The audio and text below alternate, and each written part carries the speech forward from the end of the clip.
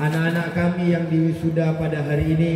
Mudah-mudahan masa depan kalian sukses, berhasil, bisa membahagiakan orang tua.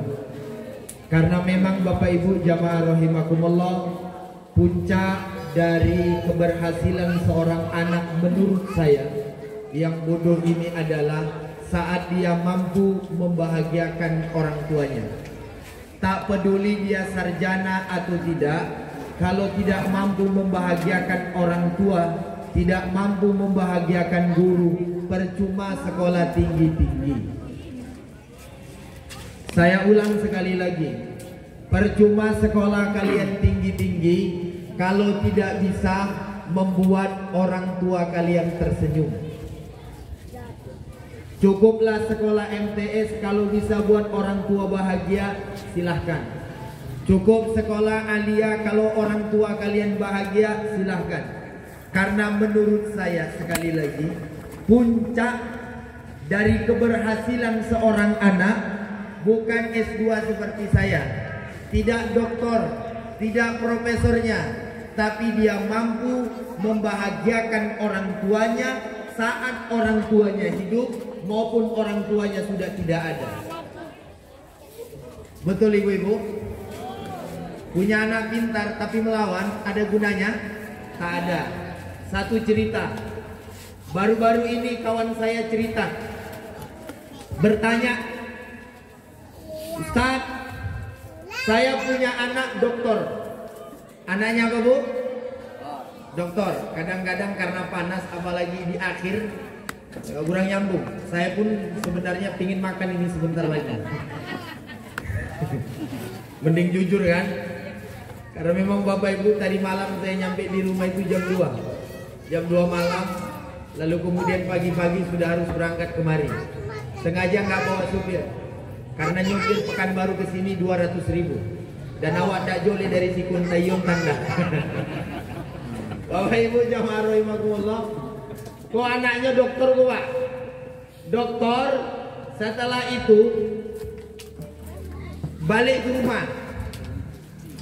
Balik ke rumah, orang tuanya nih, karena semuanya telah diserahkannya untuk anaknya, segala-galanya sudah diserahkannya untuk anaknya, dijualnya kebun untuk sekolah anaknya, dijualnya rumah untuk sekolah anaknya. Demi anak, siapapun kita orang tua pasti rela menjual. Ada emas di rumah, anak mau kuliah, jual. Demi siapa? Demi kalian. Kok yang kalian ceritakan tadi orang-orang tua capek, lelah, letih, tidak ada sama orang tua. Mendodos, kalau boleh mendodos capek, tapi anak butuh biaya sekolah, orang tua pasti berangkat. Contoh itulah orang tua kalian memperjuangkan kalian. Itu pun kadang-kadang kalian tidak pandai menghargai emak kalian, tak pandai menghargai ayah kalian. Mana ada orang tua yang mau anaknya bodoh, makanya disekolahkannya. Tapi kadang-kadang setelah anaknya pintar, bukan malah menghormati orang tua, malah menghina orang tua. Dasar omak bongak, dak tontu katanya. Padahal mohon maaf, inyo pintar, dek karena omaknya. Coba dulu waktu ketek dibuang ke sungai Tapung, bongak anak tuh. Begitulah pengorbanan orang tua lagi melahirkan. Makanya ini anak-anak yang wisuda, kalian tatap dulu yang mana emak kalian. Yang mana emakmu? Yang mana ayah kalian? Kalian pandang wajahnya, kalian lihat bagaimana perjuangan mereka. Aneh hari kok, tapi mereka mau datang ke Siko. Datang ke Siko, mengeluarkan uang lo untuk kalian. Kalian diasih bola aja, pakai make up, pakai baju. Tapi orang tua bisa jadi acara ini dia berhutang, demi acara ini dia minjam. Kelihatan saja mereka bahagia, tidak menunjukkan keluh kesah di depan kalian. Tak balik itu semua, orang tua kalian berjuang mati-matian. Maka mau paling kosal nengok anak yang durhaka sama orang tua, melawan sama orang tua, melawan sama guru. Ada lo anak sanggup memaki-maki emaknya. Memang anak biadab condong. Kalau ada anak condong, diangkutkan ke batang sawit itu. Kalau enggak dodo sawit itu pasti pakai kepalanya. Mohon maaf Bapak Ibu, satu aja anak kita yang durhaka kepada kita, seolah-olah hampa hidupnya. Satu anak yang durhaka sama awak, itu bagian mik selulah kete. Oh, awak lagi serius, miknya lu tak serius. Dari utak hati. Bapak sewa miko. Bapak Ibu jamaah rahimakumullah, kan sedih kita melihatnya. Makanya saya ceritakan cerita kawan saya tadi. Dia bertanya kepada saya, anaknya sudah doktor, semuanya sudah dijual.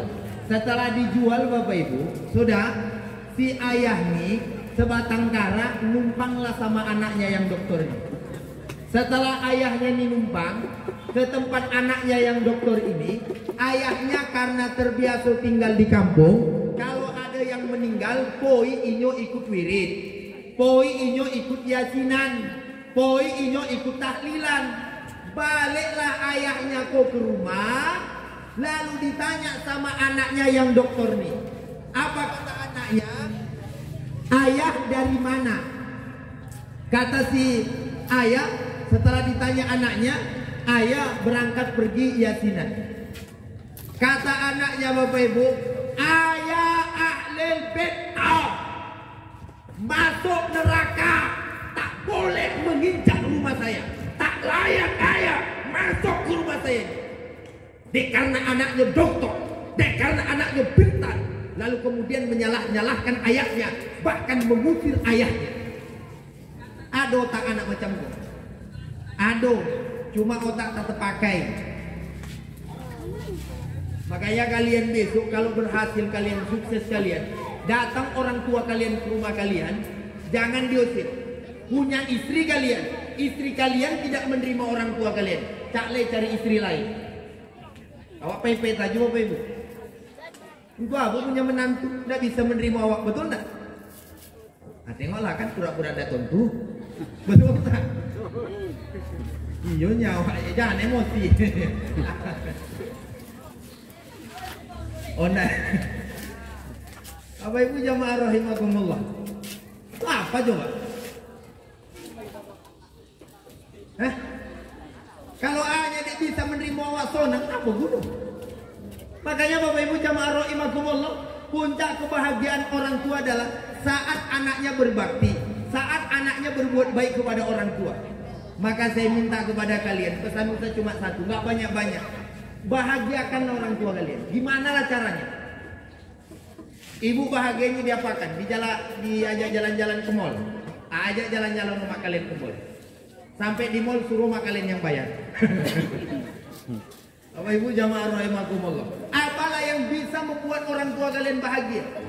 Menurut saya, orang tua itu tidak ingin dibangunkan rumah, nggak ingin dibangunkan gedung, dibuatkan perusahaan, tidak. Oma kalian itu cuma minta satu, ayah kalian cuma minta satu. Apa tuh? Apa yang inyo suruh siap ya.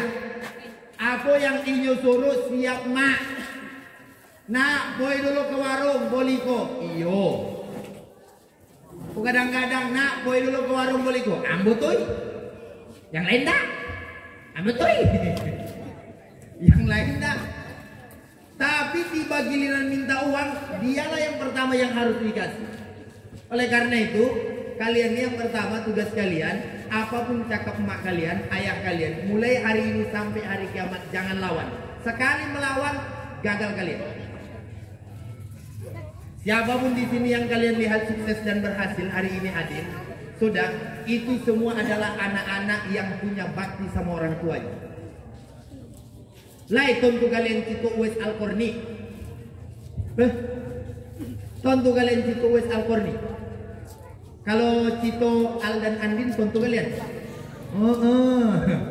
Ikatan cinta tontu orang itu. Bapak Ibu jamaah rahimakumullah, ibu-ibu guru tontu Al dan Andin. Tontu. Nggak tontu onde di RCTI ikatan cinta ada tuh. Bapak Ibu jamaah rahimakumullah.